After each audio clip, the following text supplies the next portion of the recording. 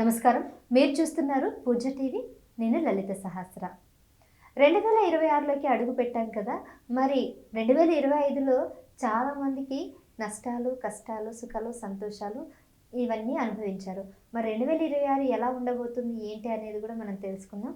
అంతేకాకుండా ఆయా నక్షత్రాల వారికి ఏ విధంగా ఉంది, ఆయా రాశుల వారికి ఎట్లా కలవబోతుంది, వాళ్ళ గ్రహస్థితి ఎలాంటివి ఉన్నాయి అన్నీ కూడా మనం ఈరోజు వీడియోలో తెలుసుకుందాం.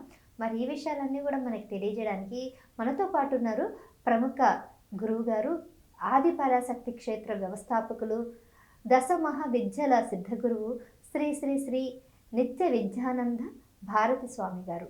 నమస్కారం గురుగారు. నమస్కారం తల్లి. గురుగారు, మొన్న బ్లడ్ మూన్ రక్త చంద్రగ్రహణం అని చెప్పి చాలామంది కుంభరాశి వారికి భయపెట్టేశారు.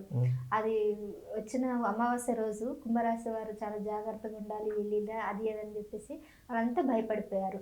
అది వెళ్ళిపోయింది. ఇప్పుడు కొత్త సంవత్సరం కూడా వచ్చేసింది. మరి కుంభరాశి వారికి ఎట్లా ఉండబోతుంది? ఏళ్ళనాటి శని కూడా ఉంది అని కూడా అంటున్నారు కదా. మరి ఈ శని ఇంకా కొనసాగుతుందా, లేకపోతే వీళ్ళకి ఏమైనా మంచి జరిగే శుభ సూచికలు ఉన్నాయంటారా? ముందుగా శ్రీ గురుభ్యో నమః. ప్రేక్షక మహాశైలందరికీ కూడా మా శుభాశీస్సులు తెలియజేస్తున్నాను.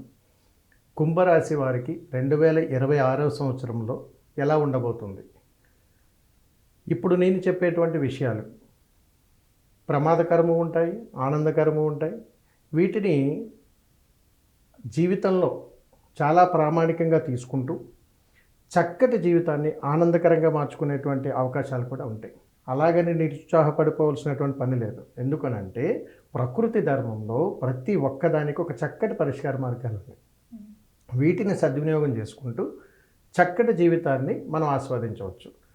ఇదే రాసి పెట్టుందా, రాశికి ఇలాగే జరుగుతుందా అంటే అది మూఢనమ్మకం అవుతుంది. అందుకని 84 లక్షల జాతుల జీవరాశులు, ప్రతి ఒక్క జీవరాశికి వాటి యొక్క జీవన ప్రామాణికాన్ని బట్టి, వారి పుట్టినటువంటి సమయాన్ని బట్టి, ఆయా నక్షత్రాన్ని బట్టి, ఆయా అధిపతి రాశిని బట్టి, ఆయా పరిపాలన గ్రహాలను బట్టి వారి యొక్క జీవన శైలి అనేటువంటిది ఆధారపడి ఉంటుంది. ఇప్పుడు మీరు ఏదైతే అడిగారో కుంభరాశి, చాలా సందర్భాలలో చాలా బాగుంది అని చెప్పాను అనుకోండి, మీరు ఆనందపడిపోతారు. ఇక్కడ వాస్తవికంగా ఏం జరుగుతుంది? కుంభరాశి వారికి ఏలినాటి శనితో పాటుగా వీరికి అనేక రకాలైనటువంటి సమస్యల వలయంలో ఎవరి ప్రమేయం లేకుండానే చిక్కుకుపోతారు. అంటే సంబంధం లేకుండా మాటలు ఇవ్వటము, అవి నెరవేర్చుకోలేకపోవటము, ధనం దగ్గర వ్యయప్రయాసాలకు వెళ్ళటము, అవసరం లేకపోయినా అప్పుల కోసం ప్రాధేయపడటము, ఒకవేళ తీసుకున్నటువంటి ధనాన్ని సరైనటువంటి సమయంలో తీర్చలేకపోవటము, మధ్యవర్తితులుగా ఉండిపోవడము, ఇవన్నీ 2026 ఎక్కువగా జరిగేటువంటి అవకాశాలు ఉన్నాయి.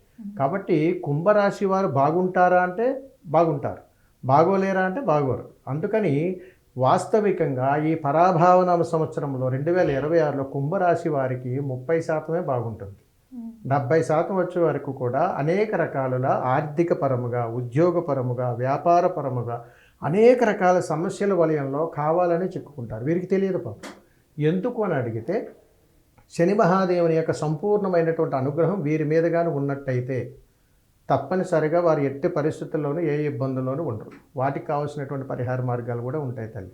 అందుకని కుంభరాశి వారు 2016 సంవత్సరంలో అవకాశం కుదిరినంత మేర ఎక్కడైనా రావి చెట్టు ఆకులు దొరుకుతాయి, 21 ఆకులను విస్తరాకు కింద కొట్టి ఏదైనా శనివారం రోజున కాస్త పెరుగన్నమును అందులో కలిపి దాన్ని తీసుకుని వెళ్ళి రావి చెట్టు దగ్గర పెట్టి ఒకసారి నమస్కారం చేసుకుని 3 ప్రదక్షిణ చేస్తే చాలు. దానివల్ల ఒక అద్భుతమైనటువంటి ఆరా వల్ల వారికి యోగకరమైనటువంటి అనుగ్రహం దక్కుతుంది. కాబట్టి 2026లో వీరికి ఆర్థిక పరమైనటువంటి సమస్య నుంచి బయటపడేటువంటి అనుగ్రహం అనేటువంటిది ఎక్కువగా జరుగుతుంది. అందుకని కుంభరాశి వారికి ఆర్థిక పరమైనటువంటి విషయాల్లో మాత్రమే ఎక్కువగా జాగ్రత్తలు తీసుకోవాల్సినటువంటి సమయం 2026. ఓకే గురుగారు, మీరు చెప్పినట్టు ఆ పరిహారాలు చేయాలి. కాస్త ఆ రావి చెట్టు విస్తరాకును కానీ ఇవి కనుక మనం రెగ్యులర్గా వాడినట్టయితే కాస్త ఉపశమనం అయితే కలుగుతుందంట. ఓకే గురుగారు, ధన్యవాదాలు. శుభం, నమస్కారం. చూసారు కదండి, గురువు గారు చాలా చక్కగా అన్నింటిని వివరించారు. మీకు ఎటువంటి సందేహాలున్నా కింద కామెంట్ రూపంలో మాకు తెలియజేయండి.